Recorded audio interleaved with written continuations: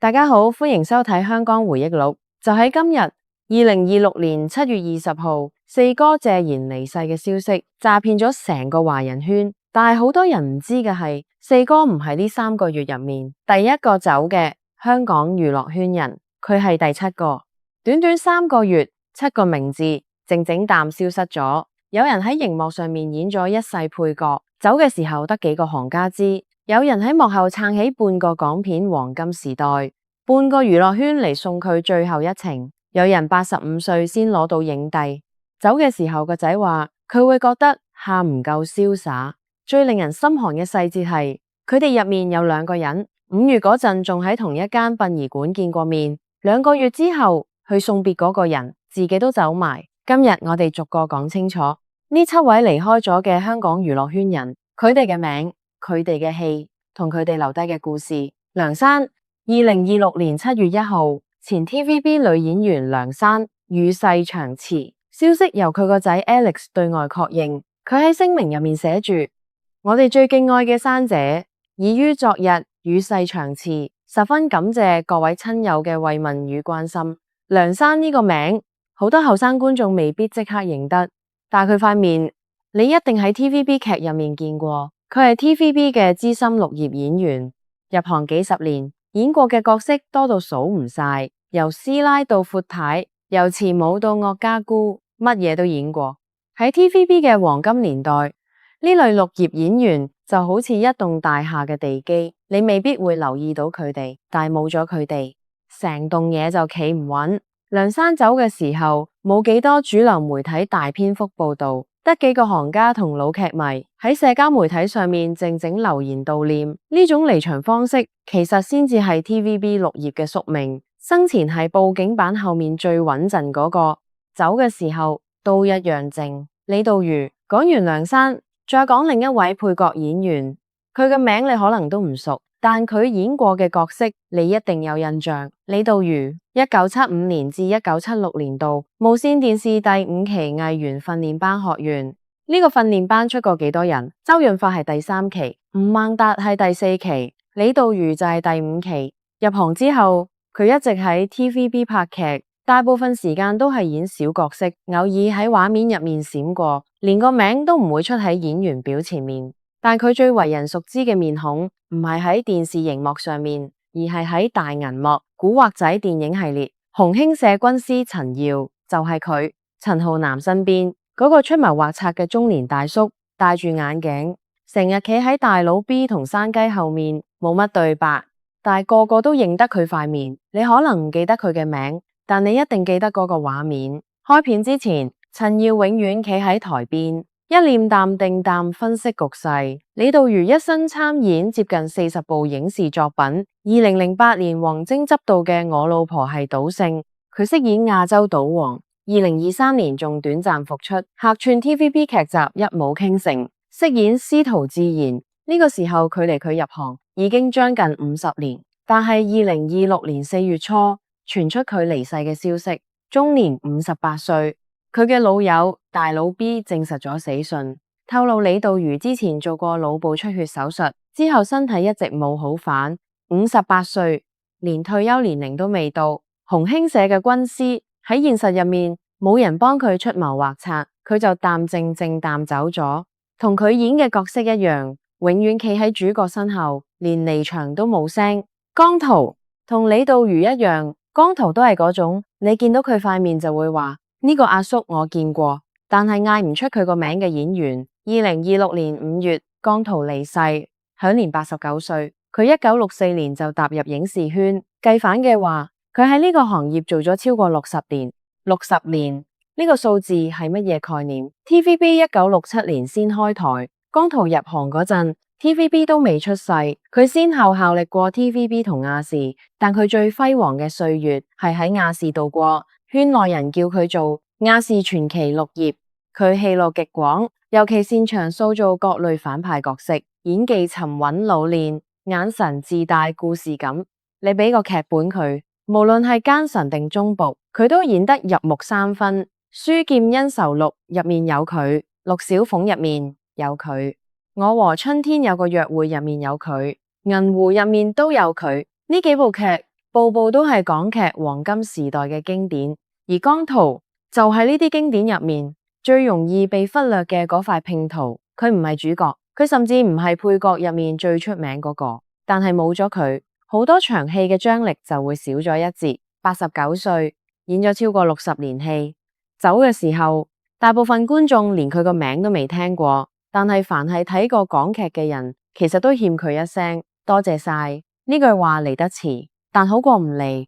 鍾景輝，如果話梁山、李道瑜、江濤係觀眾見過面但唔知名嘅演員，但接落嚟呢一位係所有香港演員都要叫一聲 King Sir 嘅人。鍾景輝2026年6月3號朝早喺屋企瞓覺嘅時候安詳離世，享年89歲。消息由佢嘅侄仔鍾志權透過 TVB 對外公布，佢話懷住沉痛嘅心情宣布伯父離世，感謝各界嘅關心。King Sir 呢個稱號唔係隨便嗌嘅，喺香港演藝圈入面得一個人配得上呢兩個字，就係鍾景輝。佢係香港戲劇界嘅泰山北斗，一個真正嘅宗師級人物。1984年，鍾景輝創立香港戲劇協會。1985年，佢出任香港演藝學院戲劇學院嘅創院院長。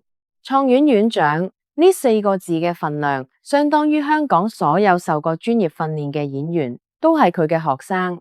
你數得出名嘅香港演員，10個入面起碼3、4個直接或者間接受過佢嘅影響。佢嘅教學理念好簡單，唔係教你點樣紅，而係教你點樣做一個好演員。除咗教書，鍾景輝自己都有落場演出，而且演乜似乜。賭神3入面有佢，傾城之戀入面有佢，算死草入面有佢，虎鬥門入面有佢，火舞黃沙入面有佢，使徒行者入面有佢，律政強人入面都有佢。由文藝片到商業片，由舞台劇到電視劇，佢從來都唔揀嘢演，只要個角色有嘢發揮，佢就落場。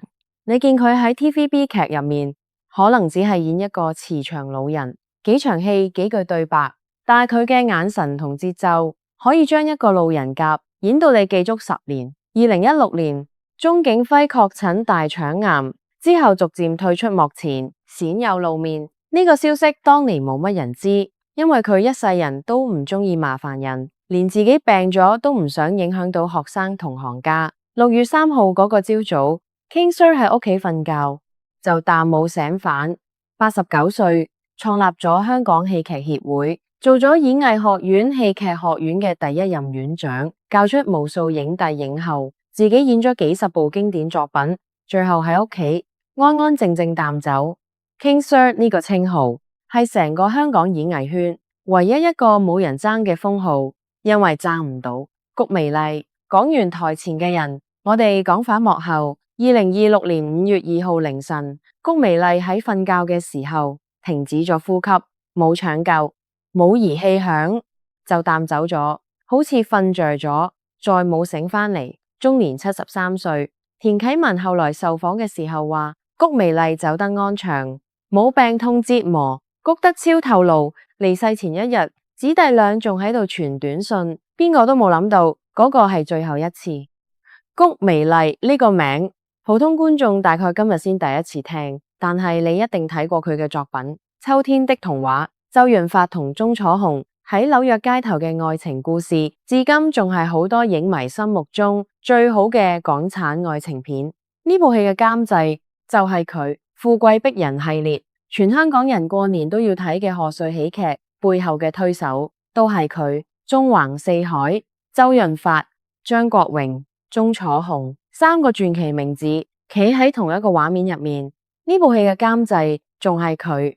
你可能唔認識佢塊面，但佢嘅作品你睇咗幾十年。谷美麗祖籍山東，喺香港出世，港大英文系畢業，一畢業就入咗麗的電視做助理編導，參與過貓頭鷹時間、鱷魚淚。1983年，舊同事施南生一個電話將佢拉入咗新藝城。嗰陣時新藝城橫空出世，麥嘉、黃百鳴一班人牽緊香港商業電影嘅新浪潮。谷美麗入去做行政，做製片統籌，聽落唔性感，但係喺一間野心勃勃嘅電影公司入面，呢種人往往比導演更加難替換。新藝城出品嘅電影節奏快、成本緊、檔期死卡住，任何一個環節出問題都係災難。谷美麗喺呢度練出咗一套本事，資金同人，同時管，同時揾。1985年，佢做咗一個決定，離開新藝城，轉投德寶電影，負責行政監製、製作預算、管理拍攝進度。喺德寶嘅日子，佢監製咗李國豪主演嘅《龍在江湖》，又統籌咗《皇家師姐》等經典動作片。再之後，更加重磅嘅嘢嚟咗。1991年，佢同吳宇森、張家鎮合組新里程電影公司，3個創辦人入面，佢係唯一嘅女性。嗰陣時，吳宇森嘅處境比好多人想象中要難。喋血雙雄口碑好，但票房唔夠量。喋血街頭直接撲街，投資方開始打退堂鼓。圈子入面有人話吳宇森嘅暴力美學賣唔動啦。就喺呢個時候，谷美麗企咗出嚟，用佢喺圈子入面儲咗10幾年嘅信用，將投資方拉返去談判台。周潤發拍板，非吳宇森不可。投資方最終妥協，縱橫四海遠赴法國巴黎取景。周潤發、張國榮、鐘楚紅同框，呢個卡士組合係香港電影史上再難複製嘅陣容。結果呢部戲成為港片經典中嘅經典。冇谷美麗喺後面撐住，呢部戲拍唔拍得成，真係一個問號。90年代中期，港片黃金時代逐漸落幕，谷美麗急流勇退，徹底淡出光影世界。但佢冇閒住，將重心全部轉去慈善，同梁憲孫醫生共同發起香港血癌基金，做咗會長，一做就係20幾年，低調到連宣傳稿都冇幾篇。前半生留俾電影，後半生投入公益。呢種人生走向喺娛樂圈入面幾乎估唔到第二個。5月10號，家屬正式公布死訊，安排5月14號喺香港殯儀館設靈。5月15號，移師中環聖若瑟堂告別。消息一出，成個香港演藝圈炸開咗。5月14號嗰日，殯儀館外面花牌排滿晒成條走廊，周星馳送花，周潤發送花，梁朝偉、劉嘉玲送花，張學友送花，洪金寶送花，鄭伊健送花，許鞍華送花，麥當雄送花。呢個名單光係念名都要念半日。66歲嘅鐘楚紅，許久冇露過面，一身黑衣匆匆步入靈堂，紅住對眼，用紙巾掩面。紅姑自從1994年退出演藝圈之後，幾乎冇喺公眾場合出現過。但係送別谷美麗，佢一定要嚟。因為秋天的童話，因為縱橫四海，因為嗰啲年喺片場一齊捱過嘅日子。60歲嘅谷德秋架住拐杖，喺女友林子淵攙扶下行入殯儀館，面對記者只講咗2個字：有心。呢2個字講得好輕，但相信佢嘅心入面重過成個世界。谷德昭當年大學畢業返港，就係受子子啟蒙入行，由跟住子子學拍戲，到後來被周星馳賞識，拍咗食神、唐伯虎點秋香，成為觀眾熟悉嘅導演同演員。對佢嚟講，子子唔單止係至親，更加係將佢領入門嘅恩師。仲有一個人，73歲嘅施南生都取住拐杖到場送別。施南生同谷美麗相識超過40年，由麗的電視到新藝城，由香港到康城，一齊經歷過港片最輝煌嘅時代。嗰日喺殯儀館入面，施南生嘅身體已經好虛弱，但佢堅持要嚟送走呢個認識咗40年嘅老朋友。邊個都冇諗到，2個月之後佢自己都走埋。更加巧合嘅係，谷美麗5月2號離世。5月3號，縱橫四海 4K 修復版喺內地大銀幕重映。佢走嘅嗰日，佢監製嘅戲重新出現喺觀眾面前。呢個時間講巧唔巧，精準得有啲殘忍。施南生2026年7月13號禮拜一晚上8點51分，施南生喺養和醫院安詳辭世，享年75歲。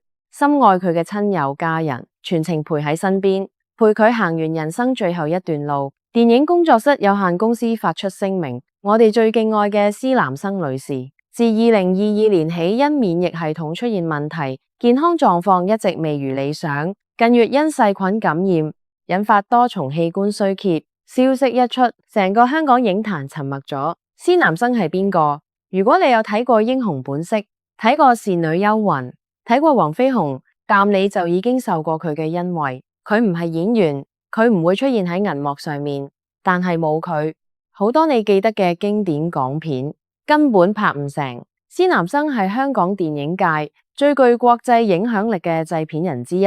由80年代香港新浪潮電影興起，佢嘅名就同徐克、許安華、譚家明呢啲大導演並駕齊驅。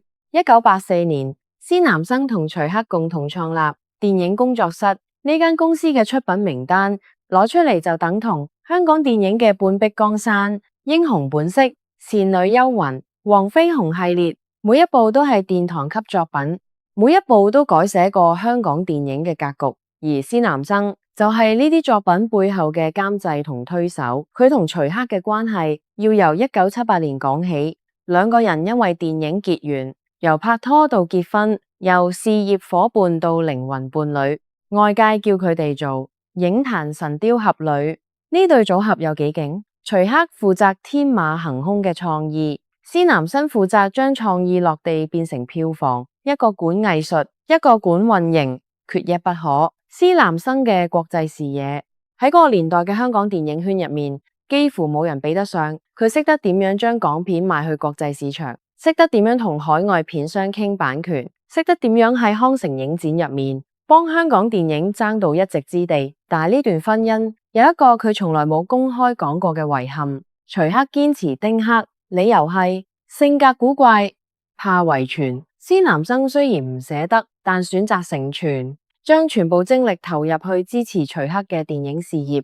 呢個決定佢用咗成世去承擔。1996年，兩個人正式結婚，嗰陣時佢哋已經一齊接近20年。結咗婚之後，施南生繼續做佢嘅幕後推手，徐克繼續拍佢嘅戲。兩個人嘅名字喺片尾字幕入面並排出現，一排就排咗幾十年。但係2014年，施南生公開宣布同徐克離婚。外界普遍認為導火線係徐克被爆同年輕助理交往。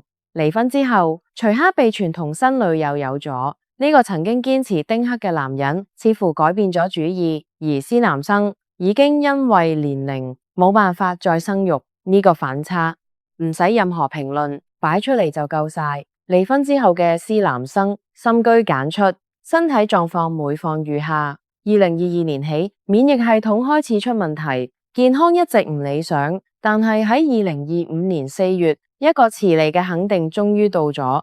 第43屆香港電影金像獎頒發終身成就獎，得獎者係施南生同徐克。離咗婚嘅兩個人因為同一個獎再次出現喺同一個舞台上，林青霞親自為施南生頒獎。兩位相交超過40年嘅閨蜜喺台上相擁，呢個畫面成為施南生人生最後嘅高光時刻。2026年5月，施南生最後一次公開露面就係出席谷美麗嘅告別儀式。嗰陣時佢已經好虛弱，扯住拐杖一步一步行入殯儀館。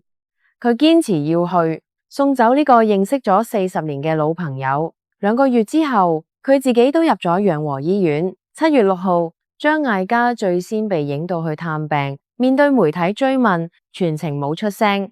7月7號，資深傳媒人余震現身，一言不發直奔病房。7月9號下午，張艾嘉第2次到院，逗留大約個半鐘頭之後離開，對媒體只講咗一句會代為轉達大家嘅關心。同日下午，林青霞一身黑衣，口罩遮面，到達養和醫院，全程冇接受訪問。40年嘅閨蜜，1年前仲喺金像獎頒獎台上相擁，而家隔住一道病房門。7月13號夜晚，施南生走咗。徐克行出醫院嘅時候，對眼腫到幾乎張唔開。面對圍上嚟嘅記者，佢慢慢淡講咗施南生最後嘅情況。2022年開始免疫力不斷衰退，呢2年一直咬住牙同病魔對抗。呢次係連續感染引發多器官衰竭。佢話施南生生前豁達溫柔，希望大家將緬懷化作溫暖力量，坦然送別佢。呢對曾經嘅神雕俠侶，1978年相識，1996年結婚，2014年離婚，2025年一齊攞終身成就獎。2026年，一個送走另一個，將近半個世紀，兜兜轉轉，最後一程，佢仲係到場。施南生嘅離開，唔只係一個電影人嘅離開，英雄本色冇咗佢，可能拍唔成；倩女幽魂冇咗佢，可能推唔出去；黃飛鴻冇咗佢，可能去唔到國際市場。而家呢啲作品仲喺度，但係製造呢啲作品嘅人一個一個淡走咗。而就喺施南生走咗一個禮拜之後，又一個噩耗傳嚟，而且呢一次係成個華人圈都震動。謝賢2026年7月20號，四哥謝賢離世，享年89歲。佢個仔謝霆鋒喺內地緊急低調返港，喺微博發咗一段悼文，非常遺憾向大家宣布，我嘅父親謝賢已經離開咗我哋。佢把自己嘅一生都奉獻俾影視同娛樂，希望將歡樂同笑容帶俾每一位觀眾。謝霆鋒仲引用咗老豆嘅口頭禪 The show must go on， 表演必須繼續。所以大家如果諗起四哥，諗起我父親，唔使喊，也唔必太傷心。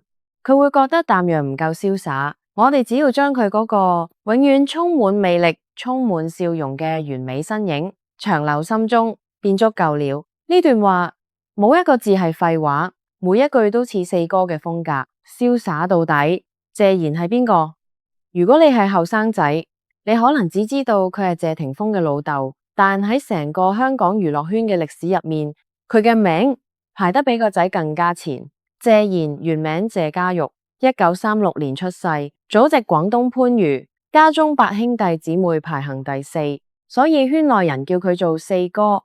佢嘅祖父謝歡宜喺番禺經營銀號生意，係當地嘅名士，廣華醫院董事，本來係大戶人家嘅公子哥，家道中落。戰亂之後，全家移居香港，從此由富變窮。16歲，佢喺九龍麗澤中學讀書，但係唔中意讀書，俾學校開除咗。佢嘅姊姊偷偷幫佢寫信去應聘演員。1953年，17歲嘅謝賢考入嶺光公司演員訓練班，正式踏入演藝圈。翌年轉投迪華公司，拍咗第一部電影《樓下山水猴》，身材高大，相貌英俊，自帶翩翩公子嘅氣質。謝賢好快就紅咗。50、60年代，佢係紅遍東南亞嘅粵語片首席小生。嗰個年代嘅謝賢就等同後來嘅周潤發加劉德華，係全港女仔嘅夢中情人。講到感情，四哥嘅情史比佢演嘅任何一部戲都精彩。佢自己親口講過，一生深愛過4個女人：嘉玲、蕭芳芳、甄珍、狄波拉。同女星嘉玲拍咗12年拖，最後因為佢太貪玩唔肯結婚，女方走咗，同才女蕭芳芳交往過，最後都係不了了之。1974年，佢追到咗台灣第一玉女甄珍，兩人低調喺香港註冊結婚。甄珍嘅阿媽由頭反對到尾，覺得謝賢唔值得託付終身，結果阿媽嘅眼光係啱嘅。呢段婚姻得3年。1976年，導演劉家昌橫刀奪愛，謝賢同甄珍協議分居，但係幾十年之後，2019年兩個人再次碰面。謝賢見到甄珍，開口第一句話就係：你有冇愛過我？一個80幾歲嘅男人問出呢句話，你話唔心酸？甄珍走咗之後，謝賢沉迷賭博，投資頻頻失手，多年積蓄打晒水漂，連自己住嘅屋都賣埋。通過沈殿霞嘅關係，佢租到一位女主持人嘅屋。呢位女主持就係1973年香港小姐冠軍狄波拉。1979年，43歲嘅謝賢娶咗28歲嘅狄波拉。嗰陣佢正喺度拍《千王之王》，謝霆鋒出世嘅消息傳到片場，謝賢狂喜到即刻中斷拍攝，衝返屋企，仲喺片場撞跌咗拍檔汪明荃。《千王之王》1980年播出之後，謝賢飾演嘅羅四海深入人心，從此四哥呢個稱號就跟咗佢一世。呢部劇有幾勁？新加坡傳媒選出20世紀華語8部經典電視劇，《千王之王》入選10大。嗰陣時周潤發啱啱憑許文強走紅，喺續集《千王群英會》入面都只係做配角。1982年，《萬水千山總是情》播出，成為 TVB 史上收視最高嘅電視劇之一。謝賢同汪明荃係成個80年代嘅熒幕經典。1983年，經典劇集《射驠英雄傳》，佢飾演楊鐵心，嗰個為咗保護妻兒一刀捅入自己胸口嘅漢子。但係佢真正嘅人生遠比戲入面更加戲劇性。1995年，佢同狄波拉正式離婚，結束16年嘅婚姻。據講離婚嗰日，兩個人仲似平時淡親密，場面一啲都唔尷尬。有意思嘅係，佢曾經有個機會同龍城戲院老闆雷國坤合組一間電影公司，呢間公司後來叫做新藝城。但係謝賢太忙，忙嘅唔係事業，係感情，所以推咗。如果當年佢應承，港片歷史可能要改寫。離婚之後，2005年69歲嘅謝賢認識咗一個20歲嘅女仔，叫 Coco， 兩個人嘅年齡差49歲。呢段忘年戀維持咗12年，全港媒體追住報，直到2018年，謝賢承認同 Coco 分手。Coco 喺2026年5月受訪，講起分手原因，佢話謝賢有一次同佢行山，行到一半，忽然間意識到自己身體機能嘅差距，佢希望我有更好嘅未來。最後一次食飯，謝賢俾咗佢一個好大嘅擁抱，同佢講：四哥一直喺你身邊，如果有一日你理到一個好優秀嘅男人，一定要帶返嚟俾我睇，因為我閱人無數，我唔允許對你唔好嘅。即使我唔喺呢個世界，我都會從另外一個地方站起來打佢。呢段話你可以話佢風流，但你唔可以話佢冇情。而家佢真係唔喺呢個世界啦。Coco 嗰句我哋冇愧對過對方，大概就係最好嘅結語。講返事業，本來以為四哥會就淡淡出，但偏偏到咗晚年，佢先至迎嚟最大嘅肯定。2019年第38屆香港電影金像獎頒俾佢終身成就獎，從影超過60年，終於有人攞個獎出嚟話多謝你。然後更加震撼嘅嘢嚟咗，2022年第40屆香港電影金像獎，謝賢憑殺出個黃昏攞咗最佳男主角，85歲，金像獎史上最年長嘅影帝。呢個紀錄大概永遠都唔會有人打破。頒獎嗰晚，競爭對手林家棟親自參住佢行上台，全場觀眾起立鼓掌。謝賢拉低口罩，望住台下，講咗一句：我唔知道要點講，我就識攞呢個。多謝大家，冇任何修飾，冇任何準備，但比任何得獎感言都要有力量。從影超過70年，第一次攞最佳男主角，85歲先攞到，先攞終身成就獎，再攞影帝。呢個順序，全香港得佢一個。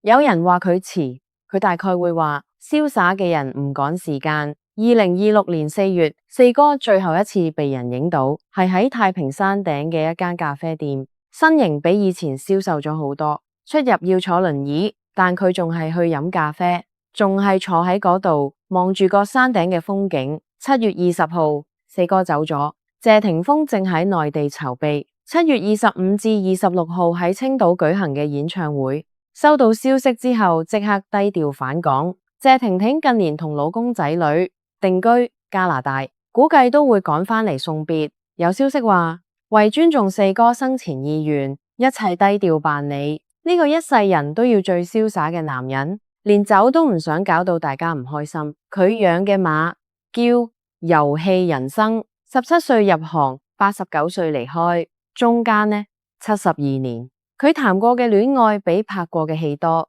賺過嘅錢比輸過嘅少。但佢從來唔後悔任何一段感情，唔願任何一次失敗。The show must go on。四哥，你嘅 show 殺咗青啦，7個名字，3個月。梁山走嘅時候，得幾個行家知；李道瑜走嘅時候，古惑仔影迷先至記起佢；江濤走嘅時候，大部分觀眾連佢個名都未聽過；King Sir 走嘅時候，成個演藝圈肅然起敬。谷美麗走嘅時候，半個娛樂圈送花圈；施南生走嘅時候，成個香港影壇沉默；四哥走嘅時候，成個華人圈都震動。有人喺台前，有人喺幕後，有人教戲，有人做戲，有人監製，有人搬道具，有人由頭瀟灑到尾。但佢哋都有一個共同點，佢哋嘅時代已經返唔去。港片黃金年代嘅退潮，唔係一夜之間發生嘅，而係呢啲人一個一個離場，潮水先至一寸一寸淡退。而我哋能做嘅就係喺佢哋嘅作品仲喺度嘅時候，記住佢哋嘅名。好啦，今日嘅影片就到呢度，記得點讚、關注，我哋下期見啦。